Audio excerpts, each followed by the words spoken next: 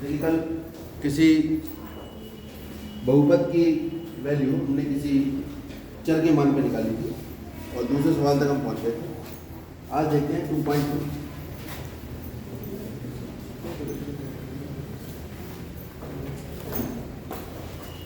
कह रहे हैं सत्यापित कीजिए कि दिखाए गए निम्नलिखित स्थितियों, तीसरे सवाल में आप देख रहे हैं, दिखाई गई निम्नलिखित स्थितियों में संगत बहुपद के शून्यक हैं। बात को समझिए, इस तरह से हमने सवाल लिखा है। मैं जैसे पहले सवाल लिख के दिखाऊंगा आपको, तो कुछ इस तरह से लिखा है dx,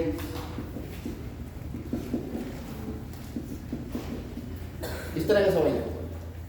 इसने कहा दिखाइए कि बहुपद के संगत जो चर का मान लिखा है वो इस बहुपद का क्या है, शून्यक है। अगर है तो हाँ, नहीं है तो। शून्यक का कैसे पता लगता है? हम बहुपद में चर का मान रख देते हैं। चर कौन है बहुपद में? x का मान रखेंगे। अगर बहुपद का मान x का मान रखने पर शून्य आ जाएगा तो वो जो x यानी चर का जो मान है वो क्या बन जाएगा, शून्य। क्या बन जाएगा? तो हमें क्या करना है, इस बहुपद का शून्य जांचना है कि ये वाला मान इस बहुपद का शून्य है या नहीं। तो रखो p x की जगह रखो कितना, -1। यही तो कल तरीका बताया। जब बहुपद x में है तो x की जगह क्या लिखा, -1/3। इसका हिंदी में मतलब क्या है कि x बराबर 1-1/3 बहुपद में रखने पर। यह है इसकी हिंदी। मैं लिख देता हूँ, पहला सवाल है x बराबर -1/3 बहुपद में रखने पर या प्रतिस्थापित। क्या हुआ, x का मान -1/3 यहाँ रखो तो RHS में रखो। मैंने बताया था कि अगर माइनस का मान है तो किस पर रखेंगे, ब्रैकेट। तो 3 से 3 कट गया, कितना आ गया, -1 + 1 कितना हुआ, 0। तो p -1/3 कितना आ गया, 0 आ गया। कब आया ये, जब हमने x का मान कितना रखा, -1/3। किस में रखा, बहुपद में। मान किसका रखा था, x का। इसका मतलब ये हुआ, ये कहते हैं x बराबर -1/3 बहुपद कौन, px का कौन है, शून्य है। क्योंकि इसने इसको शून्य बना दिया। अगर शून्य नहीं बनाता तो शून्य नहीं। जैसे अगला सवाल है,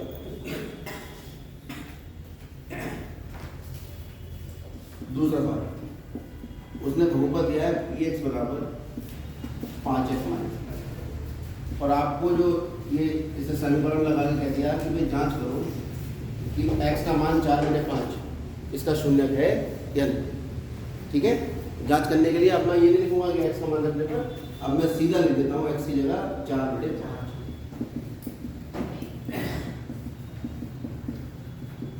5 से 5 घट गया, 4 पाई का मान कभी 4 के बराबर होता नहीं। पाई की वैल्यू या तो 22/7 प्रयोग करते हैं हम, या 3.14 प्रयोग करते हैं। इसका मतलब अगर ये 4 होता तभी तो 0 आता, क्योंकि बराबर संख्या घटती तभी 0 आता है। इसका मतलब ये कभी भी 0 नहीं होगा। अतः x बराबर 4/5 बहुपद px का कौन नहीं है, शून्य है या नहीं, नहीं। समझ गया। बाकी पार्ट आप खुद करो। जैसे 7वां सवाल है, इसमें 2 मान दे रखे हैं।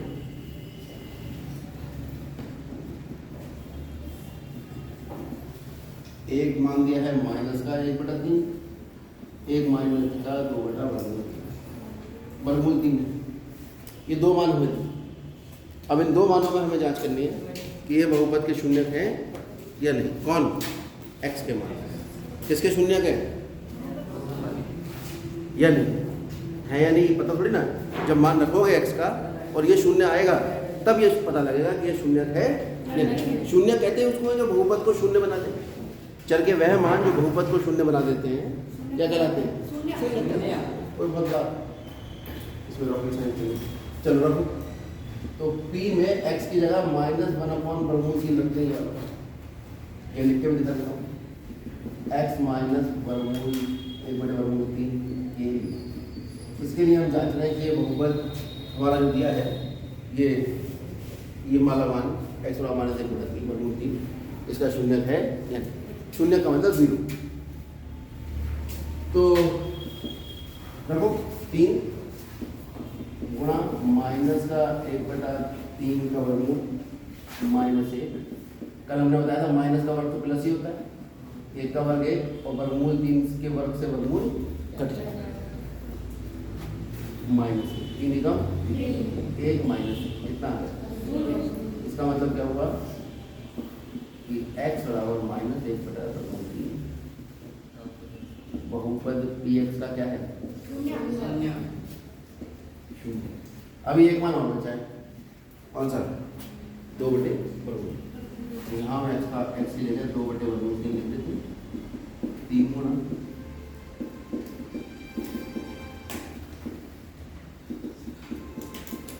4 माइनस 1 कितना आया? 3 जो 0 बराबर नहीं। यानी जब हमने x का मान 2/वर्गमूल 3 रखा तो उसने बहुपद को शून्य नहीं बनाया। अतः x बराबर 2/वर्गमूल 3 बहुपद px का कौन नहीं है? शून्य है या नहीं? क्यों? क्यों? क्योंकि जब हमने x का मान बहुपद में रखा तो बहुपद का मान शून्य नहीं है। बताया था, यह है गन्ना और यह है जूस और बहुपद मशीन। बहुपद में जब हम गन्ना डालेंगे, x के मान डालेंगे तो जूस यानी बहुपद का मान निकल कर आएगा। Input processing output. इनपुट है x, प्रोसेसिंग जो भी ये कर रहे हैं, और आउटपुट जो हमारा बहुपद का मान निकल कर आता है। ये कल बता चुके हैं।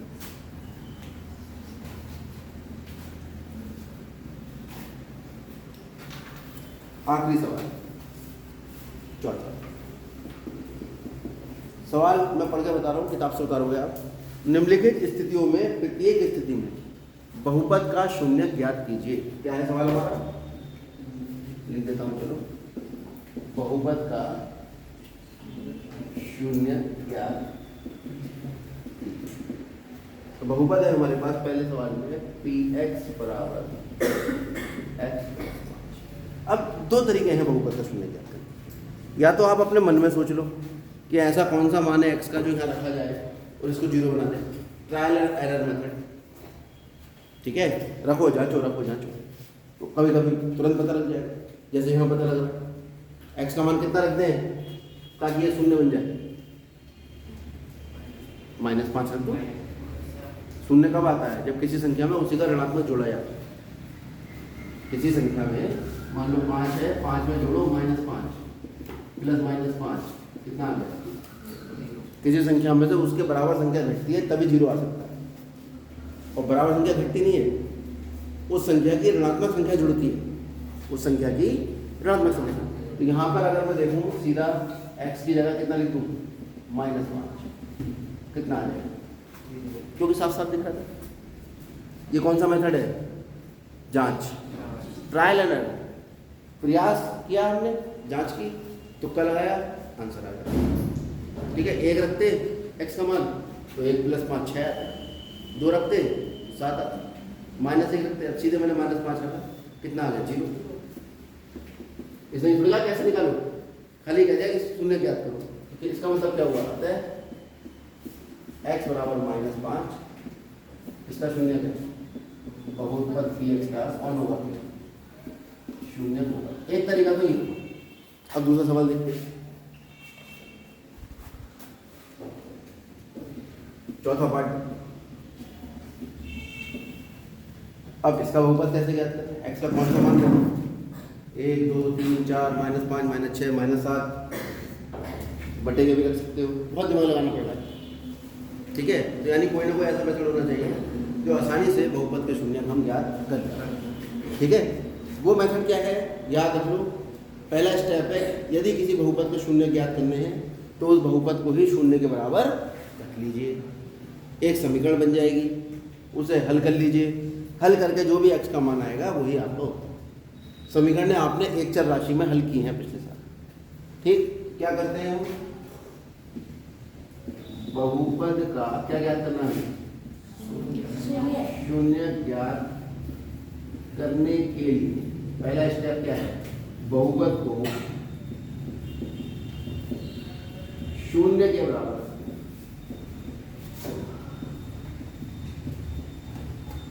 रखकर बनी समीकरण हल करके चर का मान ज्ञात करते जो आगे बहुपद का क्या होती है शून्य। ये वाली बात आप नोट में लिख, ये सब सवालों के लिए बिल्कुल होगी। जब भी आपको बहुपद का शून्य ज्ञात करना है, आप बहुपद को किसके बराबर रखोगे? शून्य के बराबर रखोगे, और शून्य के बराबर रखकर उसे हल कर लोगे। तो सबसे पहला स्टेप यही करते हैं, बहुपद को किसके बराबर रख लें? क्यों रखना है? क्योंकि क्या ज्ञात करना है हमें? जब भी बहुपद का शून्य ज्ञात करना हो तो शून्य चर के वो मान होते हैं जो बहुपद को शून्य बना देते हैं। तो हम उल्टा चलते हैं, हम बहुपद को शून्य के बराबर रख लेते हैं। बहुपद का मान है कितना? तो यहाँ से एक समीकरण बन गई। इस समीकरण में जब हल करेंगे तो जो चर का मान निकल के आएगा वो उस स्थिति से निकल के आ रहा है जिस स्थिति में हमने बहुपद को किसके बराबर रखा था? शून्य। यानी जो भी मान आएगा वो मान होगा जो 100% बहुपद को क्या बना देगा? शून्य बनाएगा। ये है तरीका याद करने का। समीकरण बन गए, वैसे हल कर लो। कैसे हल करते हैं? माइनस वाला इधर ले जाओ, ऐसे तो करते हैं। ये माइनस का 2 है, इसको इधर ले जाओ, प्लस कर 3x बराबर कितना होगा? 0 को 2 जोड़ो तो आ यही हल करते। तो 3 गुणा करा इधर क्या करेगा? समीकरण हल करने का तरीका ये होता है। समीकरण के 2 पक्ष होते हैं, बायां पक्ष और दायां पक्ष। एक चर होता है, इस चर का हमें मान निकालना होता है। ये मान निकालने के लिए इसको अकेला करना होता है। अकेले करने के लिए नियम है कि जब भी बराबर के निशान से इधर उधर आप संख्याओं को या पदों को ले जाओगे, उठाओगे, तो प्लस वाला माइनस हो जाएगा, माइनस वाला प्लस हो जाएगा, गुणा वाला भाग करेगा, भाग वाला गुणा। समझ में आ गया? जोड़ने को ऐड कहते हैं, घटाने को सब्ट्रैक्ट कहते हैं, डिवाइड को भाग कहते हैं, और मल्टीप्लाई को गुणा। तो ये सब्ट्रैक्ट हो रहा था, इधर ले जाके हम माइनस का था, इधर जब ले गए प्लस का। अभी 3 मत ले जाना इधर, इसमें उल्टा चलता है, इसमें बॉड मास नहीं चलता। इसमें पहले स्टार्टिंग माइनस वाले से करो, माइनस वाले को उधर ले जाके प्लस बनाओ, प्लस वाले को माइनस बनाओ।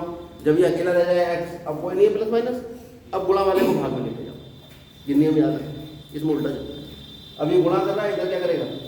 भाग। तो 3x बराबर 2 था, तो x का मान कितना है? 2। x अकेला रह गया, x बराबर 2/3 आ रहा है, यानी ये x का जो मान निकल कर आया यही बहुपद का कौन होगा? शून्य। x बराबर 2/3 बहुपद का कौन है? अगर आपको विश्वास नहीं हो रहा तो जांच कर लो। क्या कर लो? जांच कर लो। जांच करने की आवश्यकता नहीं है, जांच कर ले। हम बहुपद में x की जगह कितना लिखते हैं? हाँ,